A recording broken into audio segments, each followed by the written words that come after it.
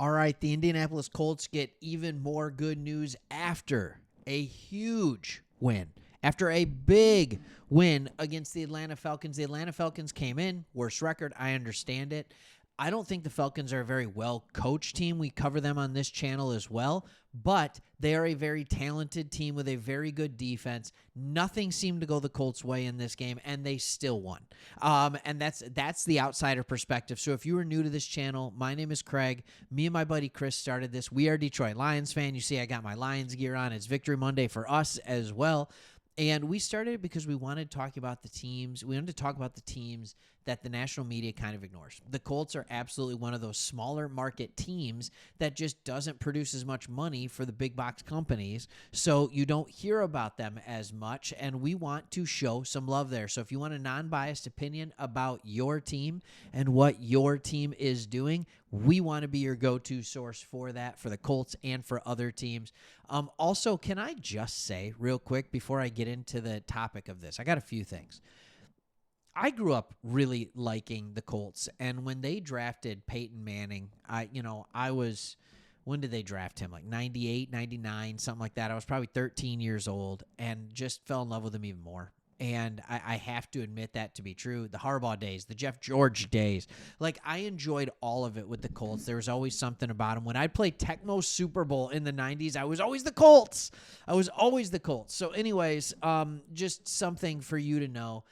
Hey, I've been gone. If you haven't seen me do a video on here for 4 or 5 days, just got all my wisdom teeth taken out. So if I don't have the same normal energy, I'm giving a little extra chipmunky vibe right now.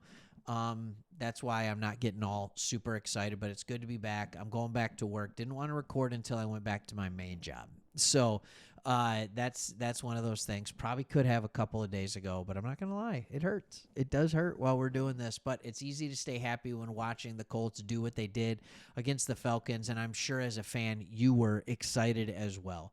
And what is this good news for the Colts? Well, when we look at this game, of what the Colts did, Daniel Jones lost a fumble.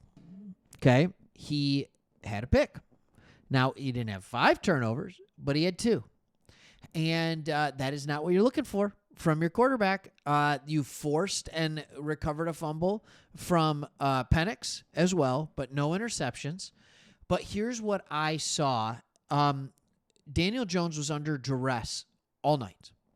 He was under duress all night. And it's so weird that I say night because the game was played at night, I think, but it was played in the morning. Like the time difference, how trippy was that? You're sitting there, it's like 10 a.m. You're watching your Colts play in the Midwest here in Michigan, just 4 or 5 hours south of where I live, straight up. I'm straight north from you, basically. And you're sitting here watching the Colts, and it's nighttime. Now, by the way, random kudos to Germany. You've beat England in your game because your turf, the field didn't fall apart.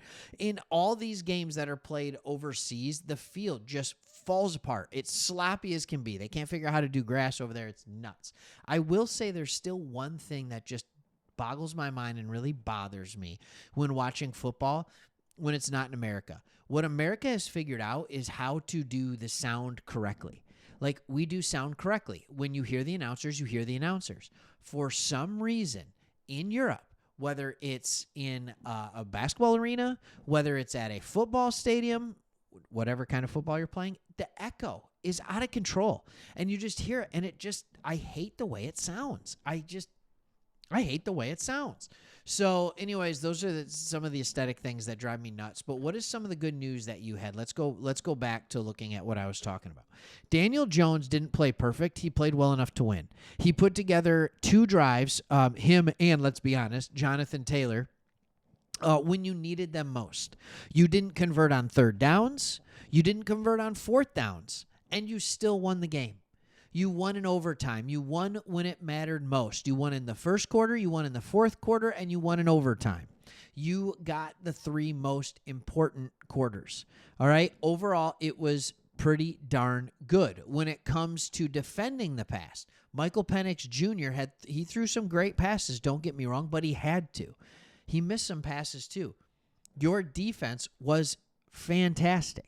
It was fantastic, especially through the air, which is why you went and got Sauce. Now, we saw some of the good and the bad with Sauce. But here's a couple of things that I would just desperately want to talk about. All right, first and foremost, Jonathan Taylor, you cannot give him the ball 32 times a game. You can't. All right, he's going to die. And then Daniel Jones runs the ball 7 times, gets sacked 7 times. Like, he is going to die. It is time to start allowing a number 2 running back, whether it's Giddens, whether it's Goodson. It's time to allow a number 2 person to get 5 to 8 carries a game.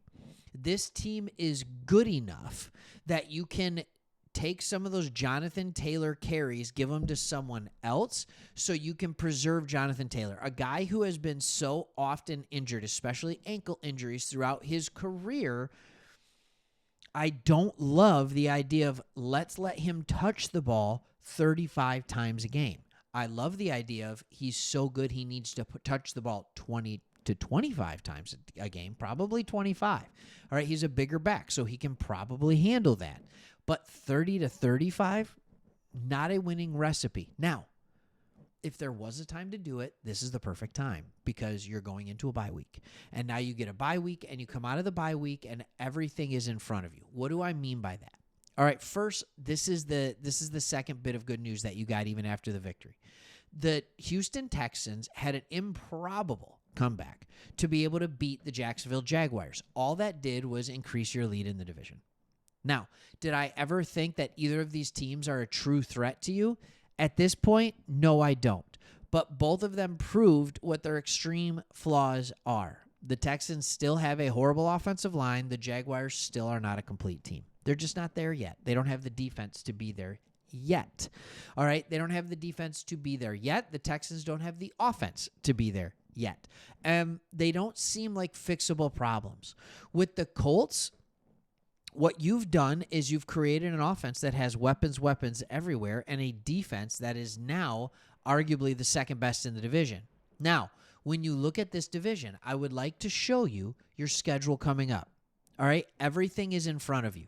You have the bye week next week, then you go to Kansas City. That is where you find out how real you are. All right, but then after that, 3 at home, 3 on the road, and you have 4, count it, 4 division games ahead of you. You've already played the 2 games against the Titans. So those 2 teams that are in second and third place in your division, Houston and Jacksonville, you play them both. Everything's in front of you. And you have a team that's playing well. Daniel Jones, look, is he coming back to earth a little bit? Yeah, a little bit, because he was playing like he was Peyton Manning. Like, that is not what he is. But if he is just a good quarterback, all right, let's look at Daniel Jones and let's put him in that Sam Darnold kind of yoke, right? What Sam Darnold did last year, he was just a good quarterback. It wasn't perfect, and it wasn't until this year that it's just like, oh my goodness, Sam Darnold. If Daniel Jones just becomes a top 15 quarterback in this league, this is a team that is good enough to win this division year in and year out. This is a team that is good enough to make the playoffs year in and year out, and then that punches a ticket, and it's a team that's good enough to make some noise in the playoffs or go all the way. It just is. And so when you have an elite running back like this, when you have a defense and offensive line that are as good as the defense and offensive line are, then you have the weapons, and you just added sauce on the defensive side, so there's some playmakers out there. Watch out. This team could make some serious noise. All right. Love covering this team. If you like what we're doing, hit that subscribe button. We'll see you on the next one.